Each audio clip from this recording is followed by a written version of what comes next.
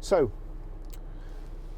I'll show you how to pair a mobile. First thing to do is make sure Bluetooth is on your mobile. So there you go. We'll watch out for it at the bottom. So we'll go back here, we'll go back there to another screen, and you can go on to settings, but we'll try phone. Phone, no device available. Search for Bluetooth device, view Bluetooth device list, search for Bluetooth device. We're looking for one. So it's searching there.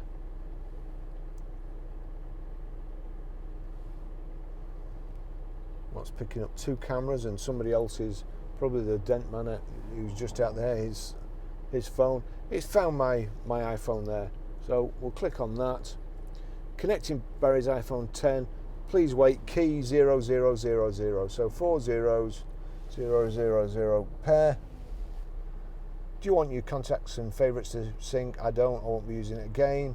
So don't allow, but you will. And there it is connected.